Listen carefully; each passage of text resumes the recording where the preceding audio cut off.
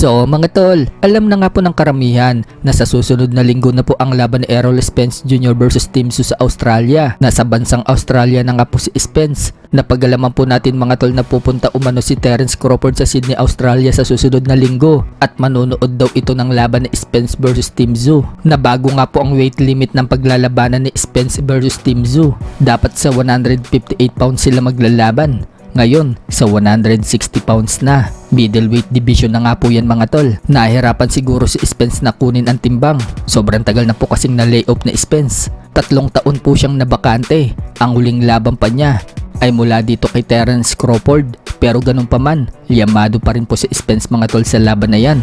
At siya po yung paborito na mananalo. So tingnan na lang po natin kung kakalawangin si Spence sa araw ng laban. Sa kabilang banda naman mga tol, 2 araw na lang. Laban na po ng pambato natin na si Charlie Suarez sa California, USA kontra kay Manuel Avila. Bagamat hindi po si Navarrete ang makakalaban ni Suarez, napaka-importante pa rin po ng laban na yan para sa kanya. Dahil nakataya po dyan ang WBO International Super Featherweight title. Kung mananalo si Suarez sa laban na yan, wala nang dahilan pa para tanggihan ni Navarrete na labanan si Suarez. At muli pong humingi ng suporta si Suarez sa mga Pinoy fans na panoorin umano ang kanyang laban. Dahil nga sa mahalaga daw yan, libre po natin mapapanood ang laban ni Charlie Suarez sa YouTube channel ng Probox TV. Sa umaga po yan mag-uumpisa. Sa ibang banda naman mga tol, bare knuckle super welterweight world champion Rolando D.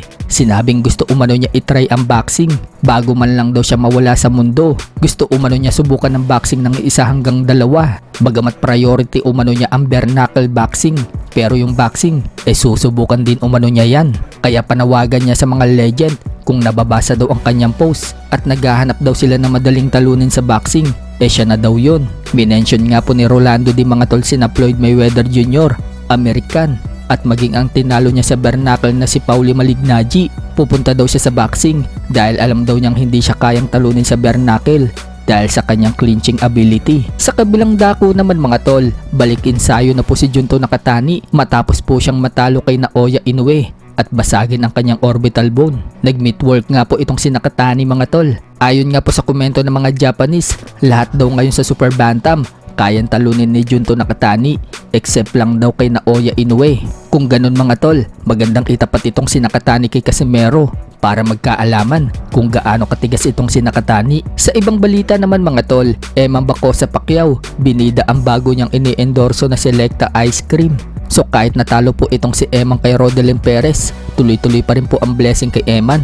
Sa isang post naman niya, sinabi niyang hindi daw siya susuko sa laban ng buhay. Samantala, Pinoy Big Brother housemate 3rd placer na si Kulit Madelo, naging client ni Coach Crisander Lorente sa kanilang boxing gym. Ang ganda nga po na naging client ni Coach Lorente. Lumilitaw ang kagandahan ni Kulit Madelo kahit napawisan siya. Marami nga po ang humanga sa kanya at game na game din siya sa kulitan. Pasuntok nga yan.